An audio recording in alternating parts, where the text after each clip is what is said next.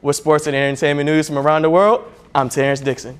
Now there's two sponsorship packages ranging from $150 to $300, and Coach says with the community support, this would be the perfect kickoff to the season. Win twice, and the Rams are the A-10 regular season champs and the #1 seed in next week's conference tournament. Opening game of the Waco Regional has JMU taking on Oregon State. We go right to the bottom of the second, 2 outs, game tied at 2. The Dukes have bases loaded, and Taylor Newton comes through. It's a walk-off single as JMU wins. Final score 3-2. Now the Redskins struggled last year in pass defense, but I think they found a big answer with the addition of Josh Norman. He's 6 feet, 225 pounds, and here's the astounding part. He's only a freshman. Flowers just turned 14, and at this time last year, he was playing in middle school. Wow. Tonight on CW Richmond Primetime, it's an all-new episode of Vampire Diaries, tonight at 8. Followed by an all-new Crazy Ex-Girlfriend tonight at 9. Gotta watch out for them crazy exes. Set, go!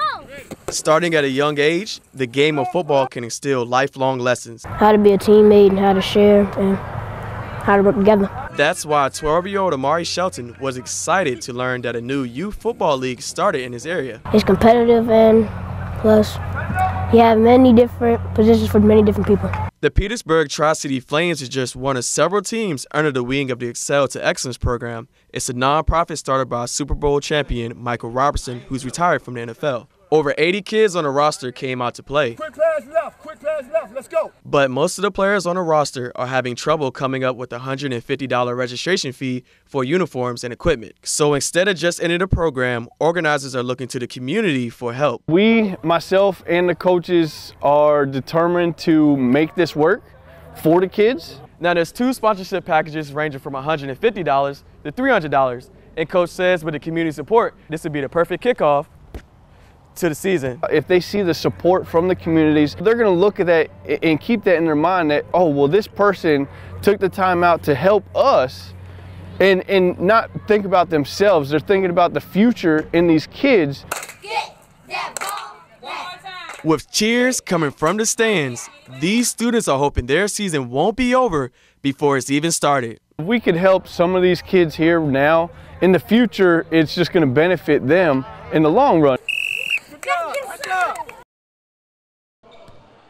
This may look like a typical basketball game, but every shot and dribble is actually dedicated to a life that was taken too soon. We just want to stop the violence. And violence has touched the Copelands in a way all too many families know.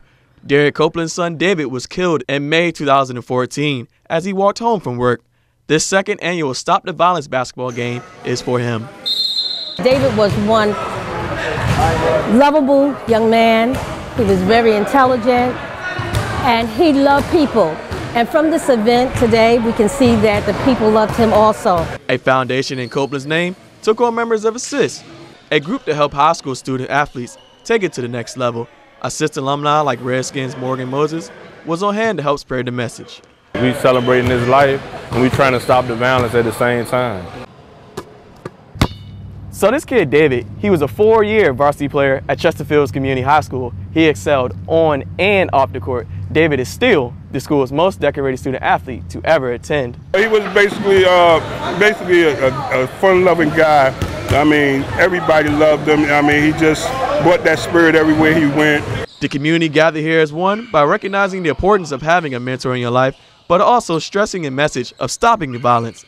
As for the Copeland family, they're channeling their loss into a positive by establishing scholarships in David's name and hosting events like this one. It brings tears to my eyes, it brings joy to my heart, and this keep us going. This keep us going every day. Those that have lost a son, just hang in there. God will give us strength day by day. It gets hard, but he gives us strength. We are DSL! Douglas Freeman JV football coach Eric Harris cares about more than just the gridiron. He's focused on shaping the future. Harris is the founder of the Broken Chain Foundation, a program that mentors at-risk youth throughout Richmond. I saw too many young men continue to come through the court system, too many young men going through similar things that I went through, and there were coaches. I wouldn't be standing here right now if not for my coaches back home in Detroit. What you need to do, open up. We still don't open up. Harris credits football with saving his life, introducing him to motivational coaches and giving him hope for a better tomorrow. Now, he serves as the mentor Tonight, the coaches are honored by USA Football with a surprise recognition and a $2,500 grant as part of the Thanks Coach program. It honors coaches nationwide for the all-around work with the kids. It means that the tireless hours of continuously going and working with these young men, both on and off the football field, it's tremendous. It means the world to me. Harris has a full-time job, coaches 2 football teams, and also works with his foundation.